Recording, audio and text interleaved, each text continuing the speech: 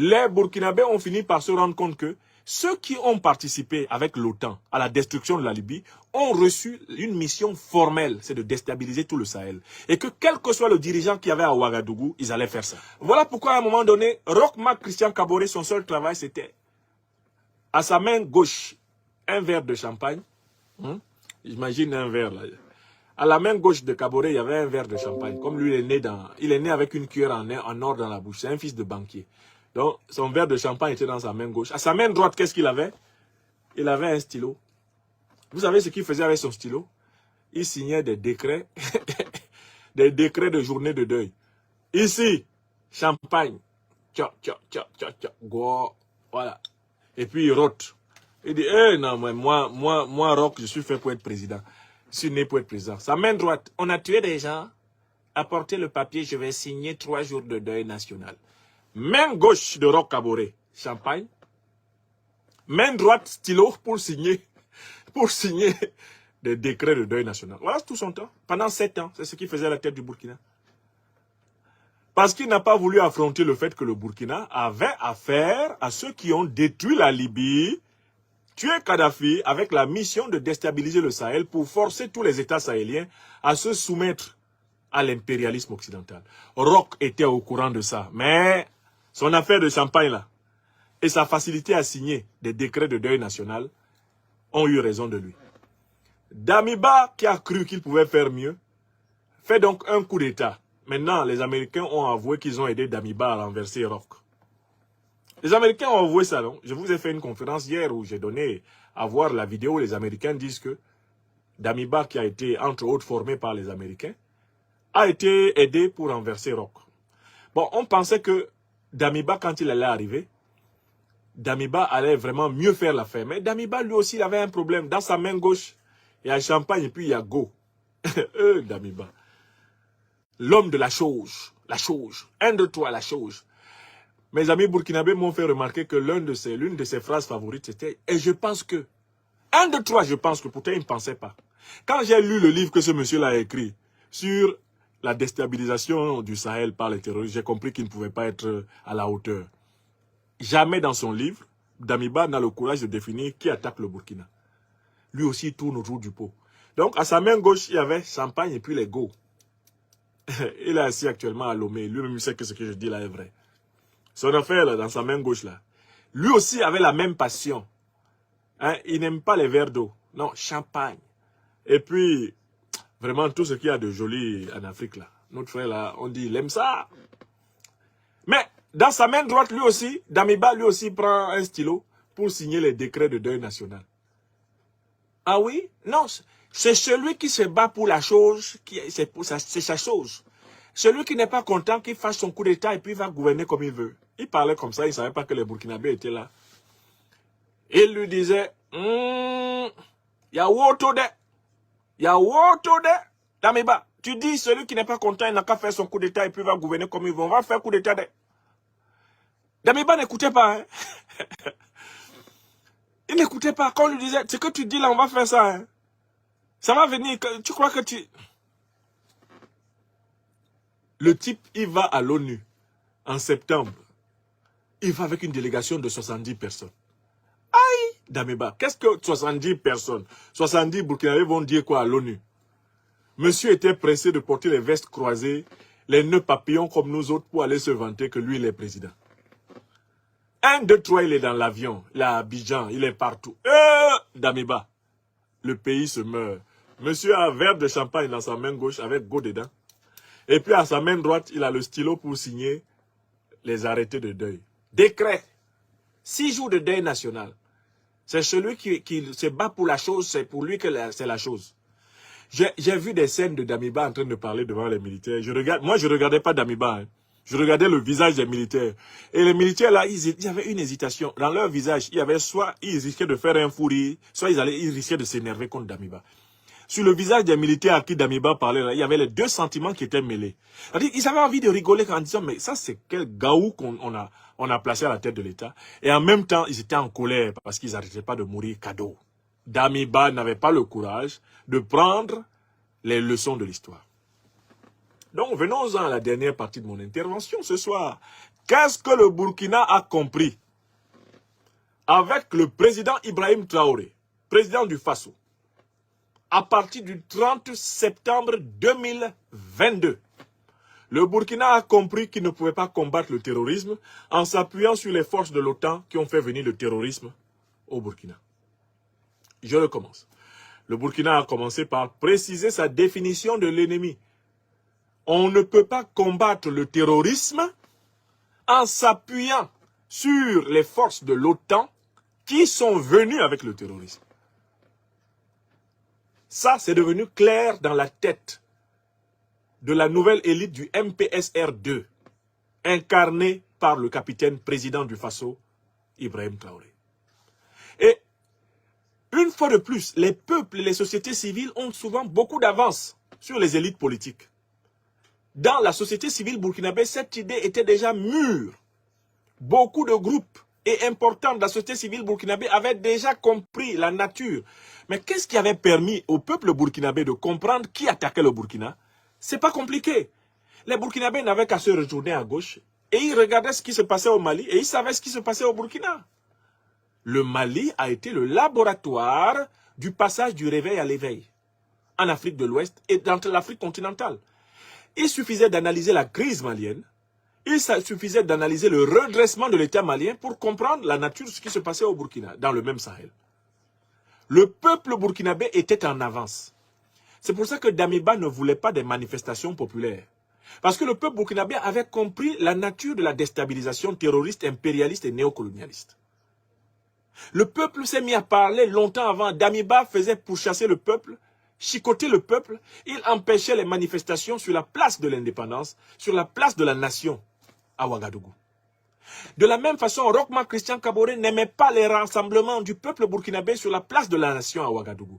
Parce que la nation burkinabé avait compris longtemps à l'avance ce que Roch faisait l'effort de ne pas comprendre, ou faisait semblant de ne pas comprendre, puisque lui, c'est le champagne et le décret. Champagne, décret. Alors que Damiba, c'est champagne plus go, et puis à sa main droite, décret. Voilà son travail. Damiba, c'était... Attendez, j'ai pris un verre là. C'était comme ça. Comme son... Il renverse Roch, et puis il reprend le système de Roch. Monsieur est content, il est président. Les Burkinabés meurent. Et il signe des décrets de deuil national. Une fois que le Burkina a compris qu'il était impossible de faire reculer les terroristes, en s'appuyant sur ceux qui avaient fait venir les terroristes, le Burkina a pris des décisions qui étaient une photocopie des décisions maliennes. Il a demandé à l'armée française de quitter son sol. Il a mis à l'écart de son système de défense les forces de l'Union européenne, c'est-à-dire de l'OTAN. Il a pris ses distances avec les États-Unis. Dans la lutte antiterroriste, l'armée burkinabé n'a plus fait confiance aux renseignements et n'a plus demandé les renseignements otaniens.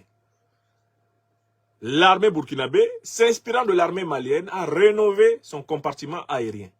Elle est allée chercher d'autres partenaires pour obtenir du renseignement satellitaire sur la position des rebelles. Voilà pourquoi, aujourd'hui, la télévision burkinabé, c'est l'une des télévisions qui devient, mais elle devient alléchante, elle est délicieuse. Quand vous regardez les émissions de la radio-télévision burkinabé qui décrivent la traque des terroristes, vous avez l'impression de regarder en direct un film américain. Parce que les Burkinabés voient clair dedans. Une fois qu'ils ont récupéré le vecteur aérien, une fois qu'ils ont récupéré le vecteur du renseignement, les Burkinabés ont commencé à voir clair sur le Burkina. Vous avez vu comment les terroristes sont traités? Vous avez vu en moins de 3 mois ce qui est arrivé aux terroristes? Ce qui est arrivé aux terroristes en 3 mois ne leur est pas arrivé en 10 ans de lutte antiterroriste. C'est-à-dire, vous prenez de 2012 jusqu'à maintenant. Si vous prenez les 3-4 derniers mois de la lutte de l'armée burkinabé contre les terroristes, il y a des résultats beaucoup plus probants que ceux qu'il y a eu en 9 ans et 6 mois.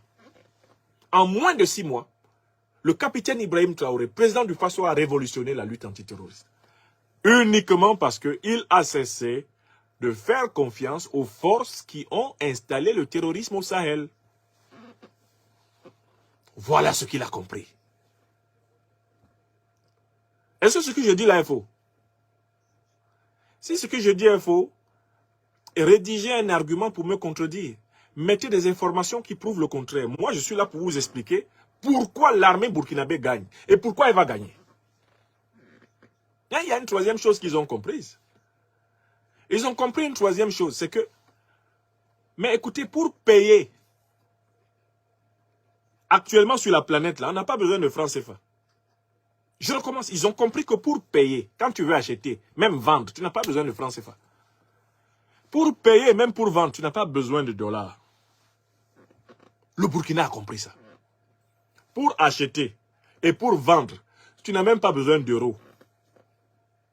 De quoi est-ce que tu as besoin aujourd'hui pour acheter et pour vendre sur la terre, dans la révolution qui est en train de se faire, ce qu'on appelle la révolution du monde multipolaire? Eh bien, pour acheter et pour vendre, tu as simplement besoin d'avoir des richesses internationalement recherchées. Et notamment, tu as besoin d'avoir à ta disposition une unité de commerce international, un bien échangeable international qui permet de faire toutes les transactions. Ça s'appelle l'or. Oh, le Burkina Faso est cousu d'or. Il a suffi que le capitaine Ibrahim Traoré se retourne comme ça et regarde juste les entreprises de production d'or du Burkina. Il prend juste un petit 200 kilos. Vous avez vu le Ghana, quand il s'est retrouvé en crise, il a pris 20% de la production d'or. Donc, le Burkina que vous voyez là, le Burkina est capable d'être solvable et d'avoir sa propre monnaie, comme l'a dit le président de l'Assemblée de transition, Jérôme Bougouma. Il suffit que le Burkina garde ne serait-ce que 30%.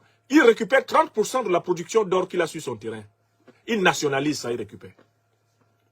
Avec 30% seulement, rien que 30% de l'or que le Burkina produit, le Burkina a sa propre monnaie et sa propre banque. Et avant même qu'il crée sa propre monnaie et sa propre banque, il suffit qu'il constitue du lingot d'or standard, avec le poids internationalement reconnu, ce que le Burkina et le Mali savent parfaitement faire, et ils peuvent payer tout ce qu'ils veulent. Ils n'ont pas besoin de CFA. Ils n'ont pas besoin de CFA. Ils n'ont pas besoin de dollars. Ils n'ont pas besoin d'euros. Les dirigeants africains étaient là. Oui, il faut qu'on aille voir les institutions de Bretton Woods. Il faut qu'on aille voir le club de Paris. Est-ce qu'il y a l'or ici en France? L'or qu'il y a ici en France, c'est l'or des colonies qui a été entassé par les colons français dans leurs banques. Même le Vatican, l'État vaticanois, qui est à l'intérieur de l'Italie, il a beaucoup d'or comme ça. Est-ce qu'il y a l'or en Italie? Dans le sous-sol italien, il y a l'or. C'est l'or du reste du monde qui a été accumulé par les successions de souverains pontifs. Le Burkina a de l'or.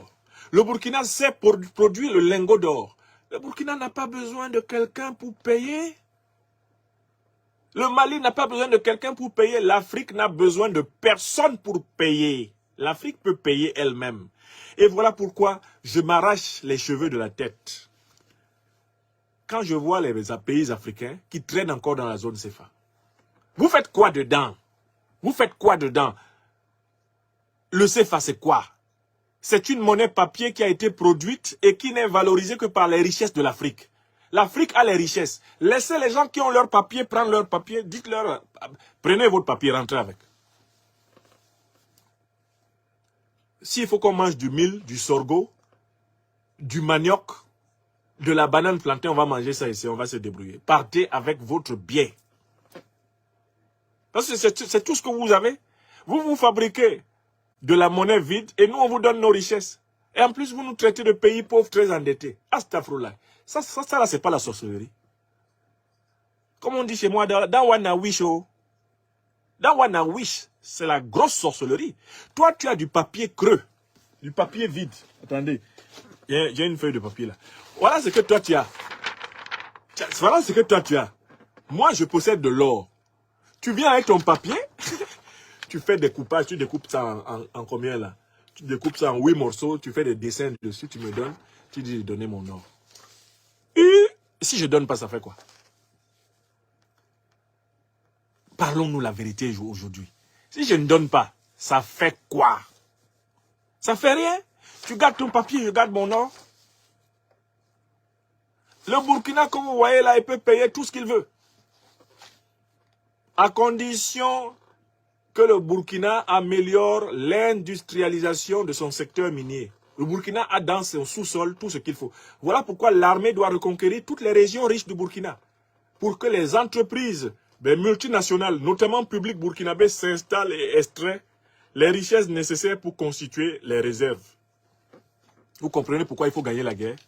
Est-ce que vous comprenez pourquoi l'Afrique doit gagner la guerre? Parce que si elle ne gagne pas la guerre, elle ne va pas contrôler ses richesses. Et si elle ne contrôle pas ses richesses, elle ne peut pas contrôler sa monnaie. Écrivez ça.